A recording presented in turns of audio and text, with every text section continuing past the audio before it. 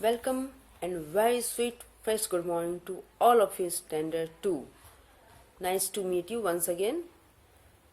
जैसा कि last video में मैंने अपना ग्रामर का रिवीजन आपको बताया था और इस बार मैं आपको रीडर का रिवीजन वर्क करवाने वाली हूँ, ठीक है। तो लास्ट टाइम आपको याद होगा चैप्टर 1 में हमने क्या पढ़ा था, बुकास लर्न्स अ लेसन, ठीक है। ये आपकी बुक थी है और ये है चैप्टर 1, बुका लर्न्स अ लेसन। ये चैप्टर हमने पढ़ा था, है ना, याद होगा आपको। तो इसमें हमने क्या सीखा था, बुका किसका नाम था, बुका था एक हाथी का नाम। और ये बात मैंने और आपको एक बात बताया था कि इस बात पे ध्यान दीजिएगा कि जो भी आप स्टोरी पढ़ रहे हो, जो भी पोयम पढ़ रहे हो, जिस चैप्टर को आप अभी रीड कर रहे हो, उसके लेखक, उसके राइटर, उसके पोएट, उन सब का नाम जरूर ध्यान में रखिएगा, ठीक है।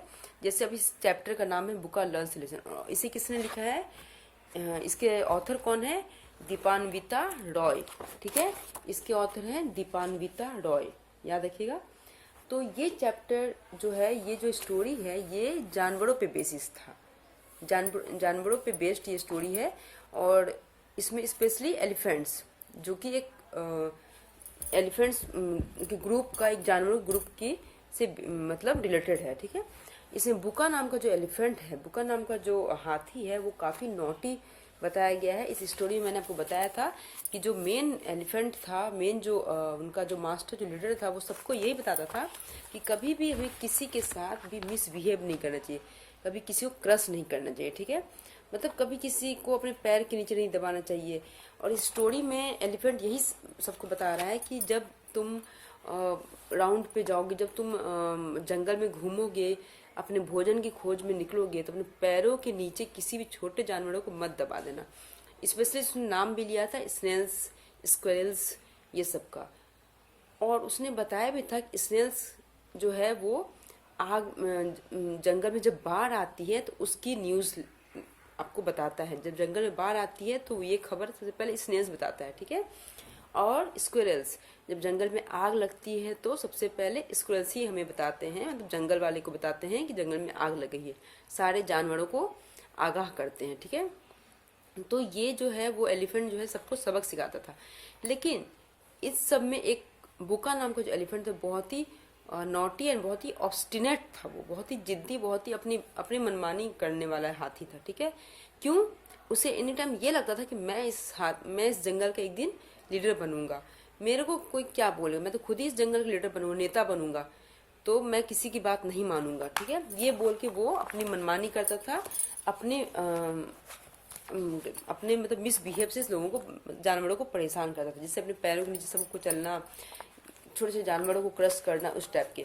तो एक बार सब जानवरों ने मिलकर उसे सबक सिखाने की कोशिश की और उसे सबक सिखाया भी।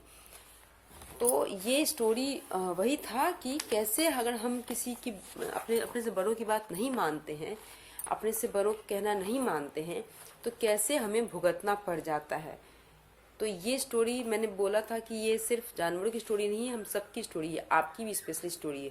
अगर आप अपने घर में के बड़े बुजुर्गों की बात नहीं मानोगे, अपने स्कूल में अपने शिक्षकों की बात नहीं मानोगे, टीचर्स की बात नहीं मानोगे, इफ़ यू विल नॉट अबे योर पेरेंट्स, योर टीचर्स, तो फिर इसका बहुत बुरा नतीजा होता है। तो इस स्टोरी के थ्रू आपको ये सीख जा रही है कि हमें हमेशा अपने बड़ों की बात माननी चाहिए और उनसे प्रेरणा लेनी चाहिए, okay. Now guys, this story we have already completed that day also. Today we have revised already. ये तो हमने पढ़ लिया था उस दिन, और आज मैंने आपको इसका रिवीजन भी करवा दिया कि कैसे कैसे बुका को सबक मिली है, ठीक है। तो this is the end of the story. Now question answer जो हमने आपको उस दिन भी बताया था, आज फिर मैं आपको बता रही हूँ क्वेश्चन आंसर। ये देखिए, बुकास लर्न्स लेसन में 5 क्वेश्चन मैंने आपको दिया था, ठीक है। लेकिन ये रिवीजन है, इसलिए कुछ क्वेश्चंस मैं आपको अपने मन से भी दे रही हूँ ताकि आपके दिमाग में बैठ जाए, इस लेसन से, इस चैप्टर से रिलेटेड कुछ बातें आपके दिमाग में अच्छे से बैठ जाए, ठीक है। जैसे क्वेश्चन नंबर 1 है, who is the author of this story. इस स्टोरी के ऑथर कौन है, जो कि मैंने आपको उस लास्ट टाइम जब मैंने पढ़ाया था तो भी आपको मैंने दिया था, ठीक है। Who is the author of this story पता ही होगा आपको, रिवीजन में मैंने करवाया है, दीपान्विता रॉय। तो ये सब क्वेश्चंस को आपको याद करनी है और रफ कॉपी में लिखनी है, ठीक है। क्वेश्चन नंबर 2 है, who tells the elephants about the flood. ध्यान से देखिए, who tells the elephants about the flood. बाढ़ आने के बारे में कौन बताता है जानवरों को। मैंने पढ़ाया है, yes, snails tells the elephants about the flood, ठीक है। क्वेश्चन नंबर 3 है, who tells the elephants about the Fyers.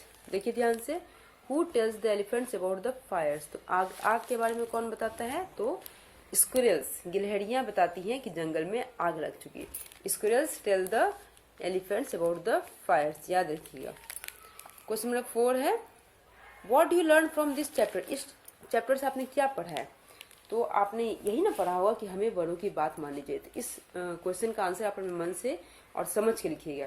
We must obey our elders, our parents, our guardians, our teachers, okay. Last question है, why do the Bukka disobey और misbehave with other animals. क्यों वो बड़ों की बात नहीं मानता था, क्यों वो डिसओबे होता था, क्यों वो किसी मतलब अपने मन की करता था। क्योंकि व्हाट आई टॉट, क्योंकि उसे ये लगता था कि वो एक दिन इस जंगल का लीडर बनेगा, ठीक है। लास्ट क्वेश्चन जो है मैंने अपने मन से दिया आपको, ताकि आपके दिमाग में बैठ जाए अच्छी तरीके से कि आपको थोड़े से बड़े हो रहे हो तो आपको खुद से भी बना के कुछ क्वेश्चंस मैं आपको दे सकती हूँ, और खुद से चैप्टर से रिलेटेड कुछ क्वेश्चन मैं आपको दूंगी जिसका आंसर आपको खुद से बना के लिखना है, ठीक है। तो वो इसलिए डिसओबे करता था क्योंकि उसे लगता था, बुका को ये लगता था कि मैं एक दिन इस जंगल का लीडर बनूंगा, ठीक है। समझ में आ रही है। तो ये स्टोरी है, और आपको कुछ होमवर्क भी दिया है मैंने। देखिए यहाँ पे ध्यान से,